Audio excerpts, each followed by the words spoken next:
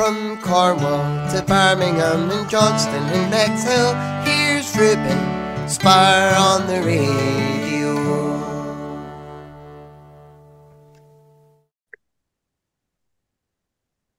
Hello to Lee Calvin. How are you today? I'm very good, thank you. How are you? I'm very well, thank you. Thank you for letting me chat to you today. So, can you tell me how long have you been a musician for? I'd like to say probably most of my adult life. I think I started really starting to perform properly when I was in my sort of mid-20s. So, and I'm 50 next year, so there you go, 25 years. So, can you tell me more about your home studio you got there? So, my home studio is something that kind of evolved out of me starting off doing YouTube videos during lockdown in 2020, when of course nobody was allowed to play out. And I was sat in the corner of the dining room with an acoustic guitar, and I set up a phone and did my first ever YouTube video. And within a couple of weeks, it had nearly 8,000 views. And I was like, wow, this is the most amazing thing ever. So I started to do quite a few more, and all of the same type of thing, which I'll go on to. And I got quite a big following in the USA. And it kind of evolved into other things, did some live streaming. And then I thought, I need to get my own little studio together. And I started, not quite as good as it is now, but I started to put the studio together. And I think the videos didn't do as well as I hoped, because I think people just love the innocence of somebody sat in the corner of a dining room with lots of other things going on around. And you can even, one of my videos that had quite a lot of views, you can even hear the dog tapping its feet around the dining room while I was playing. So yeah, and then I wherever there's room on the wall, I try and fill it with a guitar. So it became like my little home from home, and try and get in here as much as I can. So, what's your favourite guitar you got behind you there? Well, I've got. I'm a big fan of Ovation guitars. I've collected Ovation guitars for a number of years, and some of them I've had for a very, very long time. But I'm just going to reach behind the camera and pull this one down off the wall. This is my favourite guitar. This is one that I've been after for a long time. It's 37 years old. I'll just lift this up so you can have a good look at it. This is a 1987 Ovation Thunderbolt. And it's very unusual because if you don't know much about Ovations, they're a different shape back than most acoustic guitars that you'll be familiar with. And of course, there's no big hole in the middle because you've got these two lovely lightning bolt shaped sound holes. And that's just a proper piece of 80s. You know, it just looks great. These were designed for 80s rock and pop bands, because they look different. You know, it plays like a normal acoustic guitar. It just looks like a piece of 80s rock history, and that's why it's my favourite guitar. They just pop that back up there. So, what other instruments do you play? Is that a piano beside you there? This is my piano. This is I think I started the piano a little bit earlier than and it started off, I think, when I was about 11 or 12. I got a keyboard for Christmas, and never really knew how to play it other than just make some sounds on it. But my best friend at the time had a piano in his dining room, or in his parents' dining room, and we always used to play on it. And then my parents sent me for organ lessons. So I used to go to a place at a local music school with a really old-fashioned organ, 2 keyboards, the pedals, the lot, and that kind of, you know, I did all right, I think, out of it. And then I had a couple more keyboards over the years throughout my teenage years. But this is my first piano, and I think we got it 7 or 8 years ago, and I've never actually had a single piano lesson, but I like to think I'm quite good. So, is that a musical instrument behind you? Is that a thing behind you next to that guitar at the far end there? Is that a musical instrument? I've got. There's guitars all the way to the corner, and then obviously my recording and mixing equipment, a couple of guitar amps behind me. And then on the other side, this side, I've got some more guitars. And the thing that's hanging right up at the end, yeah, you see the one thing, it's actually an African rain stick. It's a percussion instrument. It's just I just collect these rare, obscure instruments and pieces of musical equipment that might not mean anything to anybody, but they sound amazing. So, can you tell me more about your fascination with the great rock band REO Speedwagon? Well, REO Speedwagon started off Kind of accidentally. I used to borrow my dad's records and my older brother's records. Now, my dad was into traditional country and western music, and my brother was into heavy metal. Bands like Iron Maiden, Uriah Heep, Saxon, Black Sabbath. And my dad was into Hank Williams, Roy Acuff, Johnny Cash, that kind of thing. And one day I was rooting around my brother's record collection and came across an album by Speedwagon, and it just was right for it was somewhere in between. It was melodic, it was typical Midwestern classic rock that told a story, and it was a little bit gentler than heavy metal. And then one day I was watching there was a program on, I think on a Saturday night, called a Late Night in Concert by Annie Nightingale, and it was a half-hour snapshot of a concert that Speedwagon had done in 1985. And the biggest song at that time was Speedwagon's Can't Fight This Feeling. And watching these guys in concert was all I needed to think, I want to be a musician one day, and one day I'll learn to sing and I'll play the guitar. And I watched we recorded it off the telly, and I watched it that much that the tape kind of melted.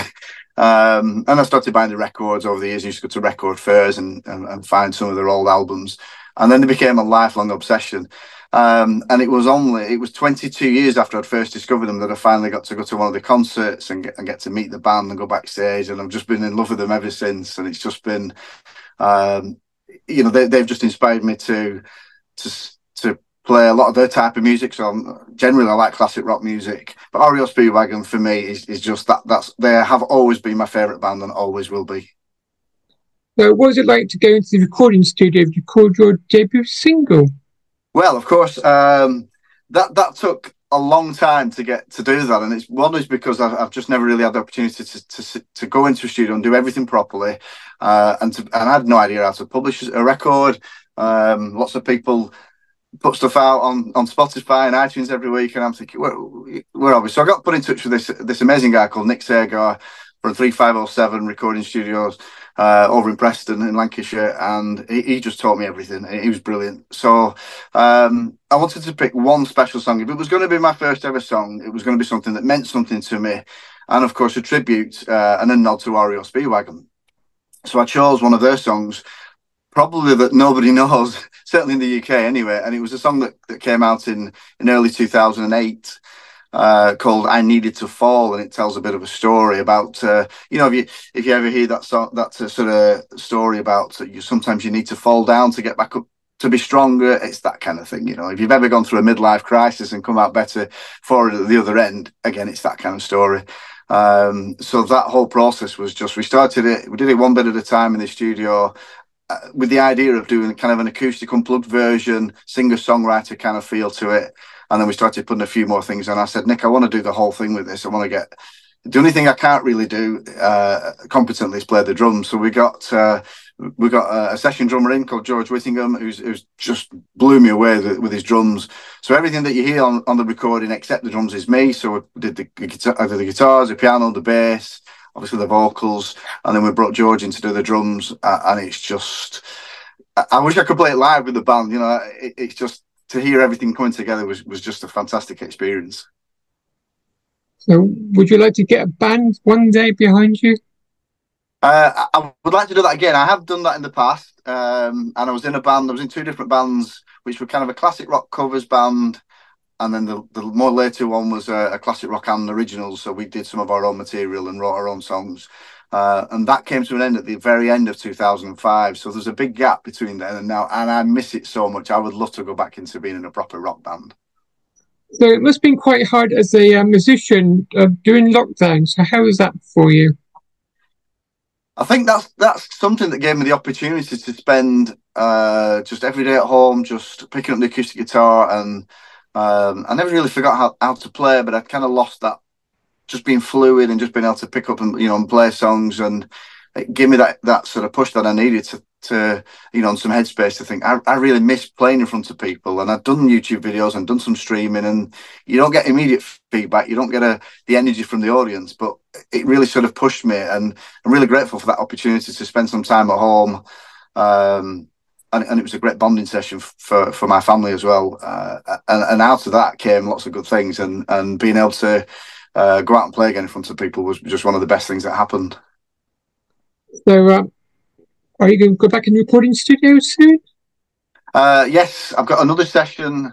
As much as I'd like to get into my own studio for a bit of practice and do some things, I've got another session booked in with Nick at 3507 on Saturday the 9th of November. We've already started working on the next project, so early stages yet. So we're going to start putting some things together. We've got a kind of a half-day session booked. We'll probably get a couple of instrument tracks down and maybe some vocals. And then I'll start to release little snapshots on Facebook and Instagram. And then hopefully by the end of this next process, there'll be another single to be released at the end of that. I look forward to hear more about that. So, so can you tell me, what we've got any gigs coming up in the near future? Well, for the first time in over 20 years, I'm back in Morecambe this Saturday. I'm laughing to myself because in the late 90s, I did a few years as a solo artist, and different to what I do now. Now I'm purely acoustic. Then I was a solo artist that did pubs and working men's clubs with backing tracks, that kind of thing. And I went through a regular agent that put me out all over the place. And Morecambe was a regular thing, especially during the summertime. It's still a seaside town.